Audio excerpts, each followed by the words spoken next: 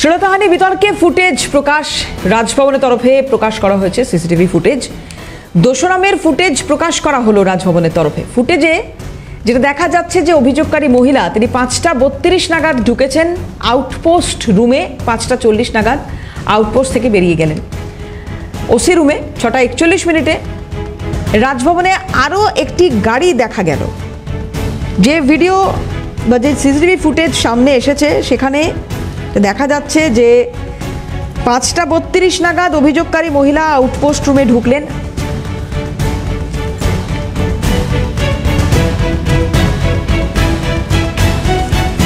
পাঁচটা 40 নাগাদ আউটপোস্ট থেকে বেরিয়ে গেলেন ওসি রুমে। 6:41 রাজভবনে আরও একটি গাড়ি দেখা গেল। কার গাড়ি সেটা বোঝা যাচ্ছে না যদিও। অভিরূপা সাহা আমাদের প্রতিনিধি রয়েছেন। অভিরূপা, একটু জানার চেষ্টা করবো বিষয়টা, এই টাইমের যে প্রকারভেদ সেটা বাদ দিয়ে এখান থেকে আর কি বোঝার আছে? রাজভবনের তরফ থেকে সচ কা সামনা বলে একটি প্রোগ্রাম এর আয়োজন করা হয়, অনুষ্ঠানের আয়োজন করা হয়, যেখানে কিছু সংবাদ মাধ্যম এবং সাধারণ মানুষের উদ্দেশ্যে তিনি একটি সিসিটিভি ফুটেজ প্রকাশ্যে আনেন। অনুষ্ঠানে রাজ্যপাল উপস্থিত ছিলেন না। উল্লেখযোগ্যভাবে প্রায় 1 ঘন্টা 15 মিনিট 10 থেকে 15 মিনিটের যে সিসিটিভি ফুটেজ, অর্থাৎ 2রা মে যেদিন ওই অভিযোগকারিনী অভিযোগ করেছেন হেয়ার স্ট্রিট থানায়, সেই 2রা মে একটি ভিডিও ফুটেজ বা সিসিটিভি দেখানো হচ্ছে। এখানে স্পষ্টত দেখতে পাওয়া শুধুমাত্র যে 5:33 নাগাদ অভিযোগকারিনী তিনি রাজভবনের আউটপোস্টে ঢুকছেন এবং 5:40 নাগাদ তিনি আউটপোস্ট থেকে বেরিয়ে ওসির ঘরে ঢুকছেন। এরপরে ওই অভিযোগকারিনী কোথায় গেলেন, ওসির ঘরে ঢুকে কি কথা হলো, বা তারপরে ওই ওসির ঘর থেকে বেরিয়ে তিনি থানায় গেলেন, বা ঘটনাটা আসলে কি হয়েছিল, ওটা বিষয়টাই কিন্তু অধরা থেকে গেল। ফলে রাজভবনের যে প্রায় 1 ঘন্টা 15 মিনিটের সিসিটিভি ফুটেজ প্রকাশ্যে আনা হলো, সেটা শুধুমাত্র নর্থ গেট এবং মেইন গেটের সিসিটিভি ফুটেজ। কিন্তু অভিযোগকারিনী অভিযোগ করেছিলেন যে তিনি রাজ্যপালের বিরুদ্ধে যে শ্লীলতাহানির অভিযোগ, সেই অভিযোগ ছিল তার রাজভবনের অলিন্দে, অর্থাৎ রাজভবনের অন্দরে, রাজভবনের লবি, কমন স্পেস, কার্যালয়, সেই জায়গাগুলিতে। ফলে সেই সমস্ত কোনো জায়গারই সিসিটিভি ফুটেজ আদতে আজকে রাজভবন দেখাতে পারলো না। শুধুমাত্র রাজভবনের যে নর্থ গেট এবং মেইন গেটের যে সিসিটিভি ফুটেজ, সেখানে প্রায় 1 ঘন্টা 15 মিনিটের সিসিটিভি ফুটেজে 2টি জায়গা উল্লেখ করা গেল, যে যেখানে দেখা যাচ্ছে অভিযোগকারিনী তিনি 5:33 নাগাদ 2রা মে তিনি বেরিয়ে আসছেন। বেরিয়ে এসে প্রথমে আউটপোস্টে ঢুকলেন এবং 5:40 নাগাদ আউটপোস্ট থেকে বেরিয়ে তিনি রাজভবনের ওসির রুমে ঢুকলেন। এবং তারপর তিনি কখন বেরোলেন, কি কথা হলো, রাজভবনের অন্দরে শ্লীলতাহানির ঘটনাটাই বা কি, কোনো বিষয়ই প্রকাশ্যে না। ফলে আপাতত ভাবে রাজভবনের রাজ্যপালের বিরুদ্ধে শ্লীলতাহানির যে অভিযোগ আদতে উঠে এসেছিল, সেই অভিযোগের আদৌ কতটা সত্যতা রয়েছে বা যৌক্তিকতা কি, রাজভবনের কি, সবটাই এখনো পর্যন্ত কিন্তু অধরাই থেকে গেল। অভিরূপা, যে বলা হচ্ছে 6:41 আরেকটি গাড়ি দেখা গেল, এটা কি এটা রিলেটেড কোনো ঘটনা, মানে ওই মহিলা রিলেটেড? দেখো, যে গাড়িগুলি দেখতে পাওয়া যাচ্ছে বা যে সমস্ত পুলিশ কর্মীদের দেখতে পাওয়া যাচ্ছে, তার প্রধান কারণ হলো, যেটা পুলিশ সূত্রে খবর এবং ফুটেজেও যেটা দেখতে পাওয়া যাচ্ছে, যে সেদিন প্রধানমন্ত্রী তিনি রাজভবনে রাত্রি যাপন করেছিলেন। তিনি এসেছিলেন বঙ্গে ভোট প্রচারের জন্য। ফলে এই প্রধানমন্ত্রী আসার আগে পুলিশের যে রুটিন মিটিং বা বৈঠক, বা কে কোন পজিশনে থাকবেন, কিভাবে কার পজিশন হবে, কখন প্রাইম মিনিস্টার ঢুকবেন, কখন বেরোবেন, এই বিষয়গুলি একজন ডিসি পদমর্যাদার আধিকারিককেও আমরা দেখতে পেলাম। তারই গাড়ি দেখতে পাওয়া যাচ্ছে। তিনি কিন্তু সমস্তটা তার অধীনস্থ যে সমস্ত পুলিশ কর্মীরা ছিলেন তাদেরকে ব্রিফ করছিলেন। এবার বিষয়টি হলো, ফুটেজের সঙ্গে পুলিশের ভূমিকা বা পুলিশের ওখানে অ্যাক্টিভিটির কোনো সম্পর্কই নেই। তার কারণ সেদিন রাজভবনের নর্থ গেট এবং মেইন গেটে যে সমস্ত পুলিশ কর্মীদের দেখতে পাওয়া যাচ্ছে, এরা প্রত্যেকেই সেই দিন প্রধানমন্ত্রী মিটিংয়ের জন্য ছিলেন। শুধুমাত্র উল্লেখযোগ্যভাবে 5:33 নাগাদ অভিযোগকারিনী ওই মহিলা তিনি বের হন, বেরিয়ে আউটপোস্টে যান। 5:40 নাগাদ তিনি ওসির ঘরে ঢোকেন। এই দুটো ফুটেজই শুধুমাত্র দেখতে পাওয়া যাচ্ছে প্রায় 1 ঘন্টা 15 মিনিটের যে সিসিটিভি ফুটেজ, সেই ফুটেজ। ফলে এখনো পর্যন্ত বিষয়টি পরিষ্কার নয় যে কি হলো, কেন হলো, রাজভবনই বা এই ফুটেজ থেকে কি প্রকাশ্যে আনার চেষ্টা করলেন, ওটা বিষয়টাই কিন্তু অধরা থেকে গেল। আপাতত ভাবে এটাই উঠে আসছে এই ফুটেজ থেকে। ফলে পরবর্তীকালে পুলিশের এই তদন্ত প্রক্রিয়া নিয়ে কি তারা কিভাবে এগোন, কিভাবে তাদের স্ট্যান্ড পয়েন্ট হয়, বা একদম। উল্লেখযোগ্যভাবে বর্তমান শাসক দল তারা কিভাবে এই ভিডিওটি বেশ বর্ণনা করে। বোঝা গেছে অভিরূপা, আপাতত অনেক ধন্যবাদ তোমাকে। কথা বলছিলাম অভিরূপা শাহ আমাদের সঙ্গে ছিলেন। রাজভবনের তরফ থেকে যে সিসিটিভি ফুটেজগুলো প্রকাশ্যে এসেছে তা দিয়ে এখনো পর্যন্ত শ্লীলতাহানির বিষয়টিকে কতটা জাস্টিফাই বা বিরোধিতা কোনোটাই এক্ষেত্রে করা যাচ্ছে কিনা সেটা নিয়ে প্রশ্ন থাকছেই।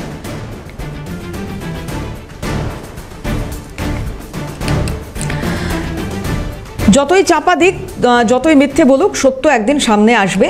এই রাজ্যপালের চরিত্র হনন করার প্রচেষ্টা চলছে বলে মনে করছেন এবং কি জানিয়েছেন প্রতিক্রিয়ায় দিলীপ ঘোষ, শুনব। আসল ঘটনা যতই চাপা দিক, যতই মিথ্যা বলুক, সত্য একদিন সামনে আসবেই আর সবার মুখোশ খুলে যাবে। যারা এত বড় পাপ করছে, গভর্নরকে পর্যন্ত চরিত্র হনন করার চেষ্টা করছে, যারা সংবিধানকে কলুষিত করে মহিলাদের সম্মান নিয়ে টানাটানি করেছে, তাদের একদিন বিসর্জন হবে। সুকান্ত মজুমদার, তারও কি প্রতিক্রিয়া এই বিষয়ে একটু শোনাবো। আমরা জানি যে এই ধরনের মিথ্যে এলিগেশন, মিথ্যে আরোপ আমাদের উপর লাগানো হবে এবং আমরা গণতান্ত্রিকভাবে এইভাবে লড়াই করে এটা আমার রুখবো। মানুষ সত্যিটা জানে, মানুষ পুরোটা জানে। পাড়ার ঝগড়ার মতো রাজ্যপাল মুখ্যমন্ত্রীর ঝগড়া চলে, এমন চলে যে সর্বনাশের কোনো শেষ থাকে না। ভিডিও ফুটেজ দিয়ে কেন, কি বৃত্তান্ত সেটা পাবলিক করা হবে, লজ্জার আর শেষ নেই, এমনটাই মনে করছেন সুজন চক্রবর্তী। কি বলছেন শুনবো। রাজভবন সেটাও কলুষিত হচ্ছে রোজ, নবান্ন তো কলুষিত বটেই। আমি আবারও বলছি, রাজ আসনে যদি সার্কাসের ক্লাউন বসে তাহলে ক্লাউন কখনো রাজা হয়ে যায় না, বরং তাদের রাজ আসনটা কলুষিত হয়। আমাদের নবান্নের চেয়ার হোক আর রাজভবনের চেয়ার হোক, সার্কাস পার্টির মতন করে চলছে। নানান অভিযোগ, কাউন্টার অভিযোগ, আবার অভিযোগ, আবার কাউন্টার অভিযোগ। এটা পাড়ার ঝগড়ার মতন করে যদি রাজ্যপাল, মুখ্যমন্ত্রী ইত্যাদি চলে, একবার রাজ্যপাল বলবেন, মুখ্যমন্ত্রীকে প্রশংসায় ভরিয়ে দেবেন, পরবর্তী বিরোধিতা করবেন। মুখ্যমন্ত্রী রাজ্যপালকে প্রশংসায় ভরিয়ে দেবেন, পরবর্তী বিরোধিতা করবেন। লেনাদেনার সম্পর্কে যদি রাজ্যপাল, মুখ্যমন্ত্রী ইত্যাদি চলে যায়, তাহলে সর্বনাশের কোনো শেষ থাকে না। ভিডিও ফুটেজ কেন, কি বৃত্তান্ত, সেটা আবার পাবলিক করা হবে। লজ্জার সীমা থাকা উচিত, আমাদের লজ্জার সীমা থাকা উচিত। রাজ্যপালের বিরুদ্ধে সরব তৃণমূল কংগ্রেসও, প্রধানমন্ত্রীকেও নিশানা শশী পাঁজার। রাজ্যপালের পাশে দাঁড়িয়েছেন প্রধানমন্ত্রী, তার সবুজ সংকেতেই কেরল পালান রাজ্যপাল। কি বলছেন শশী পাঁজা, শুনবো। এই নির্যাতন তো চলতে পারে না।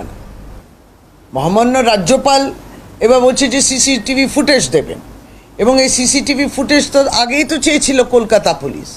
একটা গুরুতর অভিযোগ, অস্থায়ী কর্মী রাজভবনে কর্মরত, একবার নয় দুবার রাজ্যপালের তার উপরে একটা নির্যাতন, যে চেষ্টা কিংবা অপচেষ্টা যেটা তিনি করেছেন, তিনি রাজ্যপাল সুরক্ষা কবচ নিলে কিচ্ছু হবে না, অপরাধী। সিসিটিভি ফুটেজ চাওয়া হয়েছে, তিনি বললেন সিসি ফুটেজ দেব না। তিনি চলে গেলেন কেরালা কোচিতে এবং একজন নাগরিক হিসেবে ভোট দিতে লাগলেন, বড় বড় কথা ওখান থেকে বললেন, পালিয়ে গেলেন কেন?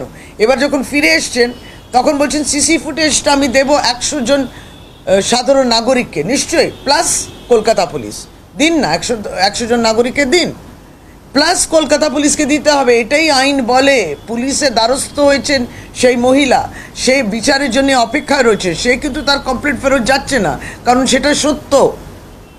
মহামান্য রাজ্যপালকে সাপোর্ট দিচ্ছেন কে? রাজভবনে সেদিনকে রাত্রে নিবাস করলেন কে? সেখানে ছিলেন ওই নিবাসে প্রধানমন্ত্রী। তারপরে দিন গ্রিন সিগন্যাল পেয়ে তিনি কলকাতা ছেড়ে কেরালায় চলে গেলেন। ভারতীয় জনতা পার্টি এটা নিয়ে কিছু বলছেন না কেন? প্রধানমন্ত্রী এটা নিয়ে নীরব কেন? অধ্যাপক তুষারকান্তি বন্দ্যোপাধ্যায় কি বলছেন এই বিষয়ে শুনবো। হচ্ছে এটা তো আমরা কোনো কিছু মানে আনন্দ করতে আসিনি বা কোনো মেলাও দেখতে আসিনি। একটা জিনিস হচ্ছে যার বিরুদ্ধে অভিযোগ করেছে মেয়েদের মহামারী রাজ্যপাল পশ্চিমবাংলার স্বনামধন্য, তার সম্বন্ধে কিছু বলা মানে আজকে নিজেকে লজ্জিত বোধ হচ্ছে, মানে নিজেকে অপমানিত বোধ হচ্ছে কেন যে পশ্চিমবাংলার মানুষের একটা মানুষের এরকম কথাবার্তা উঠছে। তা যাই হোক বলতে হবে যে সমস্ত অভিযোগ আনা হয়েছে সেই সঙ্গে আমি সম্পূর্ণ সহমত প্রকাশ করি না।